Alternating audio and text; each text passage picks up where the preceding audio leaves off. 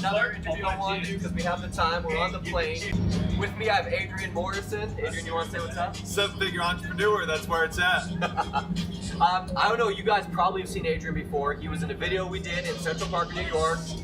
Pictures, you done shit with Gabe. You flew Gabe out actually on a jet to Toronto. Which was dope.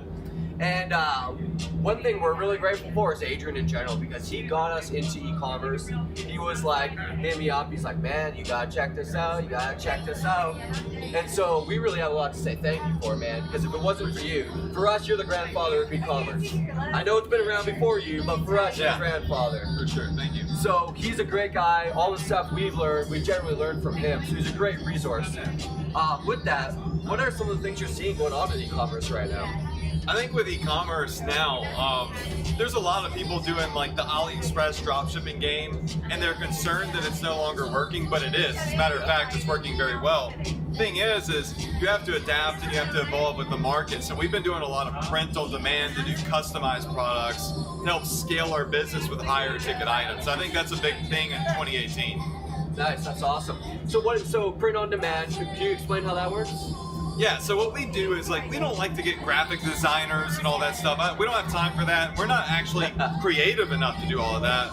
We find licensed artwork. So we find artists that are semi-famous that have done for you art. And what we do is we put them on leggings and hoodies and shirts and mugs, and we're able to sell millions of dollars of this stuff because it's unique and it's not something everybody else is doing. You know what I love about that model too is because one of the biggest things that happens online just in general is you make something that does really well, and then all of a sudden the next day you wake up and 10 other people are competing with you. Right. But in this model, you're protected because someone actually owns that artwork. They can't just steal it, right? Yeah, the beautiful thing about this, and what I've always preached, is build a real business. Don't just be like a copycat that just makes money here and there. So free plus shipping is a really great entry model to get boatloads of traffic and make profit. But once you're getting that traffic, you want to evolve and get some of this unique art. So there's thousands of starving artists out there. All you do is get their artwork, it's a JPEG, put it on an image in Pillow Profits or T-Launch or good Shopify apps. You sell it. If somebody copies you, well, they can get in trouble because they don't have a license to do the artwork. But generally, we pay the artists 5 to 10% royalties on our net profit. So it's pennies on the dollar. Which is great. That's awesome. To protect our business and be unique. Absolutely. That's really a great strategy because I think even consumers are going to eventually catch on to AliExpress. I think it's still wide open. We know guys crushing it. Oh, yeah. November, when we did our $1 Million Month, it was all off AliExpress. You can find everything we sell on AliExpress right now and sell it yourself if you want to. So it's not dead, but I think the market will evolve, kind of what Adrian's saying. And to protect yourself, get in business models where you have some sort of moat, something that protects you so that other people can't rip your stuff. So I think that's great advice, man. Yeah, I mean, it's just, the internet is a big evolution, and it's always changing every day. And so what's important for you, if you're watching this right now and you're just starting out, is not to always focus on what used to work, but to always try to stay ahead of the curve. Be thinking about, you've done really well, actually. Yeah, I'm always thinking about how can I make money right now, but also how am I going to be making money next week and next month and next year. So I've been able, fortunately, to stay ahead of the curve and be on the cutting edge, and it's because I don't get complacent and content. I'm always looking for that next big opportunity. That's awesome, man. I'm trying to think of another good question that people come up to me all the time about. AliExpress, that's definitely one. Is there another one you can think of at all? Yeah, a lot of people ask me what the difference is between manual bidding on Facebook and automatic. We were just talking about this yesterday. We were, actually. And, you got all these people that praise manual bidding. Let me tell you something about manual bidding. It works. This is good advice, actually. But it's a lot of work, and it's not consistent. If you want a job where you sit there 24 hours a day and you tweak your bids to make money, great. If you can do that, phenomenal. But I've always preached automatic bidding because my process is Facebook is smarter than me. They know better than I do. And I'm going to let automatic bidding do its thing. And what I've seen, I've tested both, and both work. But my automatic bidding campaigns are more long-term money. You can have a manual campaign that does really big dollars, but it lasts for 2 or 3 weeks, and then you're back at zero. Whereas the automatic bidding campaign, maybe lower volume every day, but consistent for a full year, right? So I like that long-term money, so I'm not always stressing about, oh my gosh, I gotta get another Facebook ad up and I gotta sit here and tweak my biz.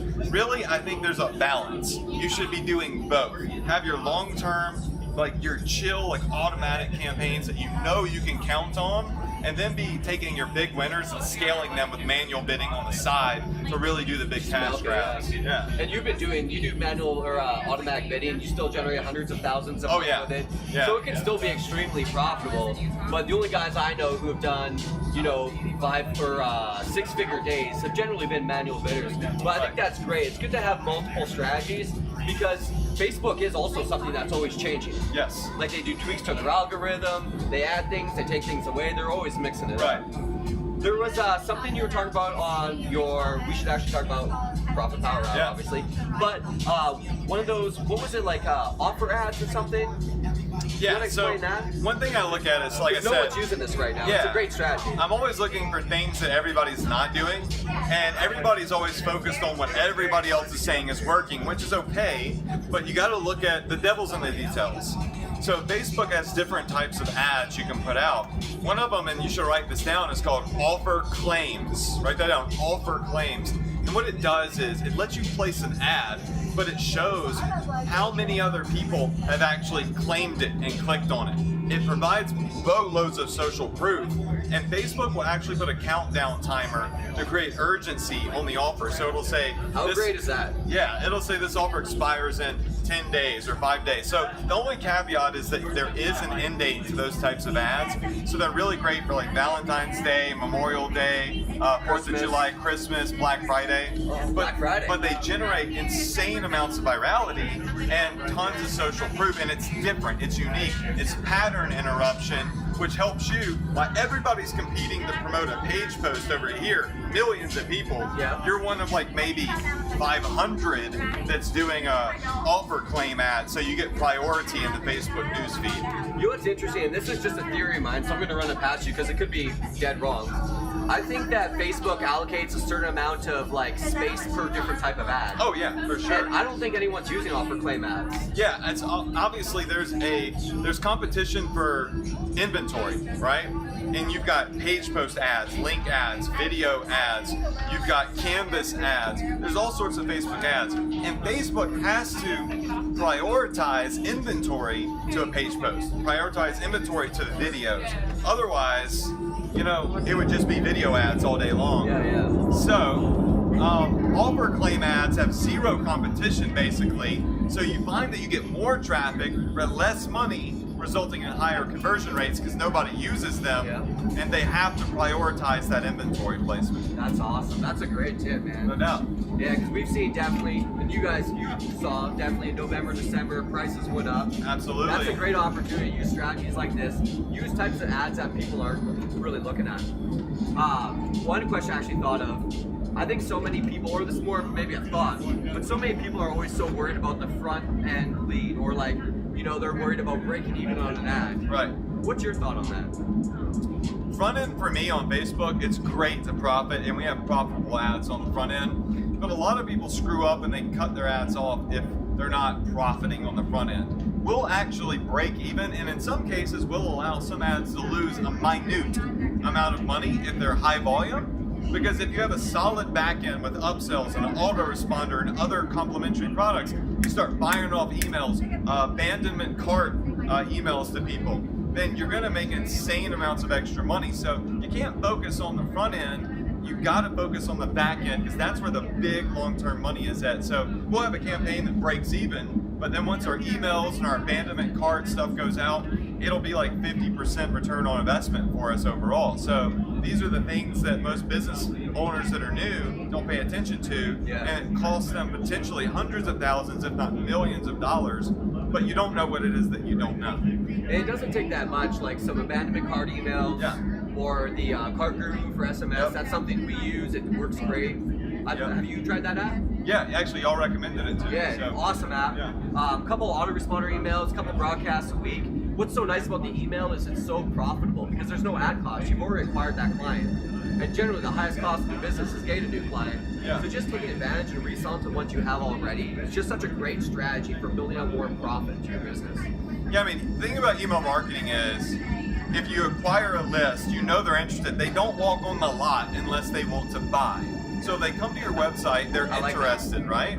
So if you get that email list and you start hitting them with other emails, maybe they don't buy today, but maybe they'll buy next week or the next week. We've sent out email promotions that have done upwards of $20,000 in sales completely free, no ad costs. And that's because I understand the value of a back end. I know the lifetime value of a lead when they get on my email list. Awesome. Since we're going to a crypto event, I do want to bring that up. What has you interested in crypto right now?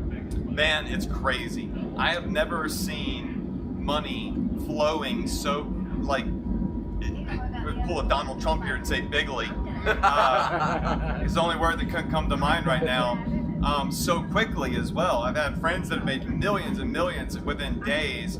I personally have invested a minute amount of my net worth, $60,000 or so to it, and pulled like 140 grand. But it is volatile. So you got to make sure that if you invest in crypto, you're investing something you can afford to lose. But I've never seen gains so quickly, so easily, anywhere in the world. That's awesome, man. Yeah. I would say flying in last night, I wasn't super excited about crypto. Yeah. But then sitting down, you had one friend that turned 400 grand into 26 million. Yeah. It's just ridiculous what's happening. Nice. So I'm not saying invest. I still haven't personally invested. He's had good results. I'm definitely learning about it. In fact, as soon as I got on the plane, I opened up a Coinbase account because it's pretty embarrassing. You're the only guy out here. No crypto, going to a crypto event. Yeah. But it's a definitely exciting space. You want to talk about PPH? Yeah, I mean, if you guys like Adrian, you want to get more out of him, he does free training every week, just like Anthony does. Yeah, I do. I do a training. Did you talk about Bitcoin though? Yeah, I mean, I talk about Bitcoin. I talked about it last week. You didn't talk about Bitcoin. I talked about it last week. I actually gave my students all the some Bitcoin. Here's the thing: is I introduced my brother to a friend of mine, which helped him end up making money. So your network is your net worth. Remember that. So by my brother being my brother, I introduced him to a friend of mine, which has in turn made him six figures. Every Tuesday night at 9 p.m. I do a free value-based webinar for my customers, for my students. We call it the PPH Fam, Profit Power Hour, 9 p.m. EST every Tuesday night. If you want to learn more about it, you go to adrianmorrison.com or you can go to pphtraining.com and you can sign up. It's a free webinar. And I just teach Facebook ads. We talk about what's happening and where people are making money right now. That's what the deal is. One of the reasons I'm such a proponent of Adrian is because he's always talking about new and the hottest stuff.